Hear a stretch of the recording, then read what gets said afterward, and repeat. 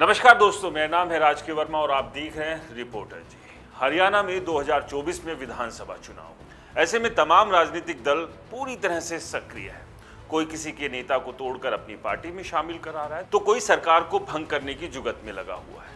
लेकिन इस सबके बीच किसान और किसान नेता कहाँ है? क्योंकि लोकसभा चुनाव से पहले शंभू बॉर्डर और खनौरी बॉर्डर पर इकट्ठा हुए किसान अब क्या कर रहे हैं, ये अपने आप में बड़ा सवाल है।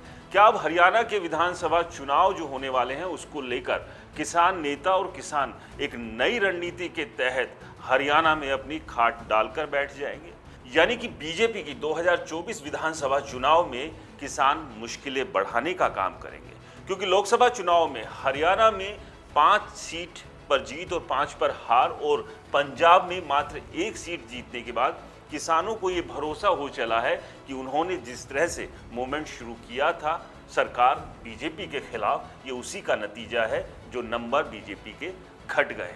इसी कॉन्फिडेंस के साथ किसान और किसान नेताओं ने एक नई रणनीति बनाई है, जिसके तहत पूरे हरियाणा भर में प्रदर्शन किए जाएंगे, लोगों को, किसानों को जागरूक किया जाएगा और शंभू बॉर्डर और खनौरी बॉर्डर पर एक बार फिर से जो है किसानों की भीड़, ट्रैक्टर, ट्रॉलियां और तमाम वही साजो सामान और दूसरी तरफ पुलिस फोर्स भी देखने को मिल सकती है। और इन सब के बीच जिस तरह से लगातार जो तनातनी हर बार देखी गई थी, वो तनातनी के दृश्य भी जो है वो जल्द आपके सामने आ सकते हैं।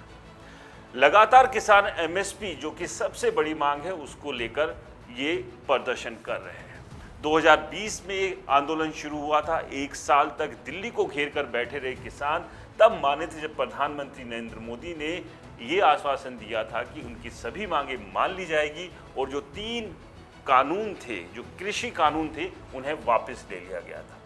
लेकिन उसके बावजूद किसानों का कहना है कि बहुत सारी मांगें, जिसमें सबसे अहम है एमएसपी की मांग, वो अब तक पूरी नहीं हुई। ऐसे में हरियाणा के चुनाव है और हरियाणा के चुनाव जैसा अहम मौका किसान किसी भी हाल में नहीं छोड़ेंगे। तो जुलाई से पूरे हरियाणा भर में किसान अलग अलग जिलों में, गांव में लोगों के बीच और किसानों के बीच पहुंचेंगे और लोगों को जागरूक करेंगे इस आंदोलन के साथ जुड़ने के लिए।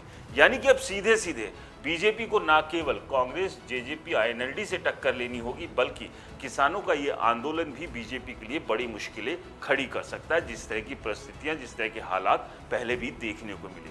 अगर टकराव की स्थिति होती है और एक बार फिर से हरियाणा के किसान एकजुट हो जाते हैं और इस सब के बीच राजनीतिक दल अगर सपोर्ट किसानों को दे देते हैं, तो जो नंबर है 2019 में बीजेपी के विधानसभा में आए थे, तो उनके ऊपर तलवार लटकनी तय है, यानी कि वो नंबर कम हो सकते हैं। तो उसको लेकर बीजेपी की क्या रणनीति होगी और इस सब के बीच क्या किसान इस बार शंभू और खनौरी बॉर्डर से दिल्ली के अलग अलग बॉर्डर्स पर पहुंचने में कामयाब हो पाएंगे, ये तो खैर तब पता चलेगा जब आंदोलन एक बार फिर से शुरू होगा।